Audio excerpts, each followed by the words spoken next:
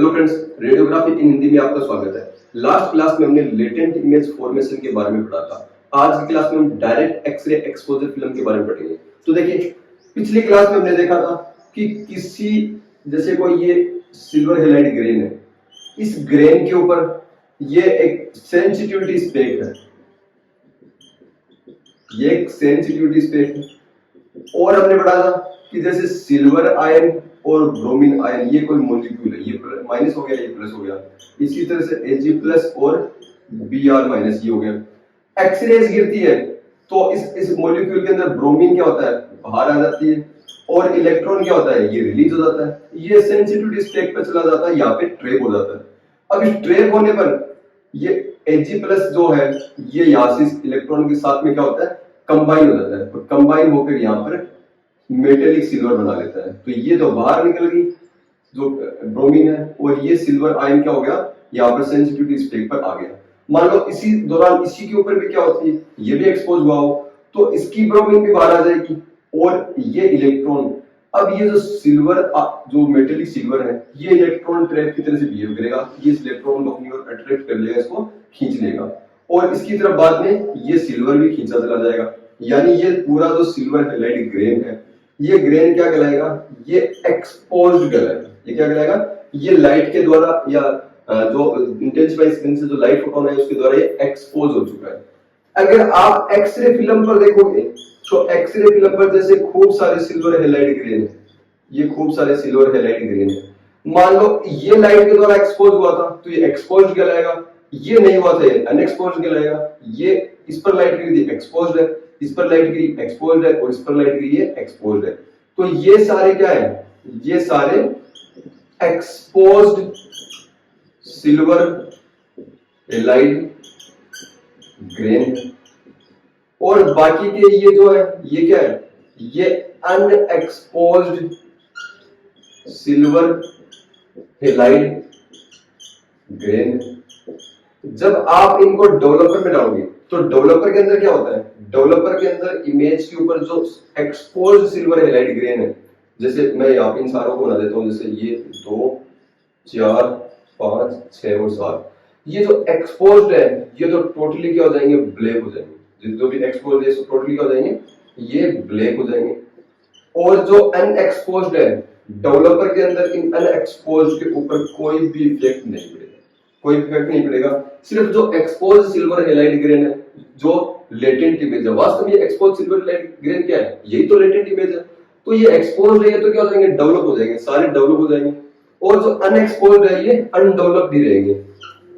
इसको जब आगे आप फिक्सर के अंदर डालोगे, किसमें डालोगे, फिक्सर के अंदर, तो ये जो एक्सपोज सिल्वर हैलाइड ग्रेन है ये तो फिक्सर के अंदर क्या हो जाएंगे, फिक्स हो जाएंगे। इन पर आगे कोई इफेक्ट नहीं पड़ेगा। ये इस इमेज का एक पार्ट बन जाएंगे। रेडियोग्राफ के जो ऊपर जो इमल्सन है, इमल्सन के अंदर टाइटली बाउंड हो जाएंगे, परमानेंटली बाउंड हो जाएंगे। जो अनएक्सपोज सिल्वर हैलाइड ग्रेन है, ये अनएक्सपोज सिल्वर हैलाइड ग्रेन है, जैसे सिल्वर ब्रोमाइड या सिल्वर आयोडाइड है, ये इस फिक्सर सॉल्यूशन के अंदर क्या होंगे, फिक्सर सॉल्यूशन के अंदर घुल जाएंगे और इस रेडियोग्राफ से बाहर आ जाएंगे। क्यों, क्योंकि ये है फिक्सर के अंदर। देखिए, डेवलपर के अंदर जब हमने इमेज को डेवलप किया तो एक्सपोज्ड है, जो ये तो सारे क्या हो गए, डेवलप हो गए, लेकिन ये अनएक्सपोज्ड है, अभी भी ये फोटो सेंसिटिव है। डेवलपर से बाहर इमेज आप निकालते हो तो आप डार्क रूम की लाइट को ऑन नहीं कर सकते। अगर आप डार्क रूम की लाइट को ऑन करोगे तो ये क्या होंगे, ये सिल्वर हैलाइड ग्रेन भी एक्सपोज हो जाएंगे। और चूंकि आपने डेवलपर से इमेज को बाहर निकाली है तो फिल्म पर डेवलपर भी लगा हुआ है, तो उससे क्या होगा, उससे ये डेवलप भी हो जाएंगे, जिससे पूरी इमेज क्या हो जाएगी, ब्लैक हो जाएगी। फिक्सर के अंदर आप डालते हो तो फिक्सर के अंदर फिक्सिंग जो प्रोसेस है स्टार्ट हो जाती है, ये घुलना शुरू हो जाते हैं।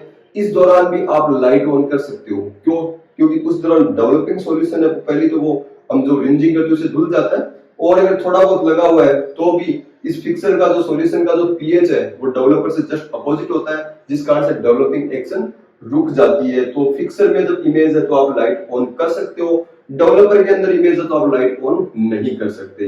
तो ये लेटेंट इमेज फॉर्मेशन का इस तरह से निर्माण होता है। एक और क्या होता है, ये तो इमेज कैसे निर्माण हुई है, हमने जो इंटेंसिफाइंग स्क्रीन, जैसे ये एक कैसेट है, कैसेट में ये एक्सरे फिल्म लगी हुई है, ये इंटेंसिफाइंग स्क्रीन है, ये इंटेंसिफाइंग स्क्रीन है, बीच के अंदर ये एक्सरे फिल्म है। आपने इस पर एक्सरेज डाली तो एक्सरेज ने लाइट बनाई और ये एक्सरे फिल्म किससे एक्सपोज हुई है?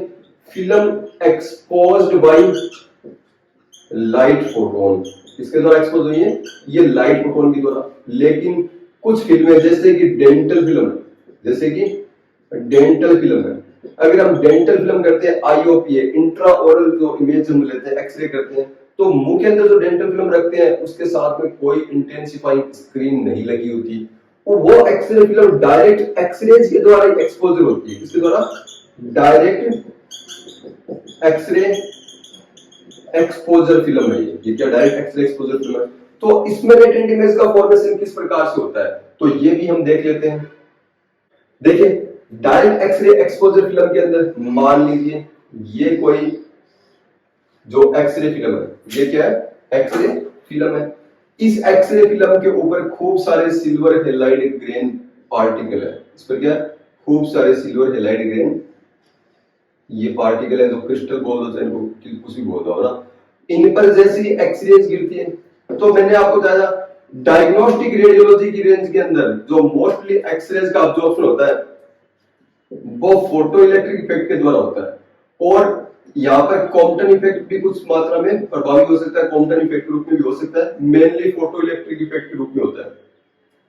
फोटो इलेक्ट्रिक इफेक्ट में क्या होता है? जब किसी जो नाभिक जो एटम है उस एटम पर फास्ट मूविंग एक्सरेज आकर गिरता है या इलेक्ट्रॉन आकर गिरती है, एक्सरेज आकर गिरती है, तो उसकी जो फर्स्ट जो ऑर्बिट है, सेल है, जिसे हम के सेल बोलते हैं, उसके आगे एल बोलते हैं, तो इसमें जो के सेल में जो इलेक्ट्रॉन है ये एनर्जी एक्वायर करता है, ये बाहर निकल जाता है।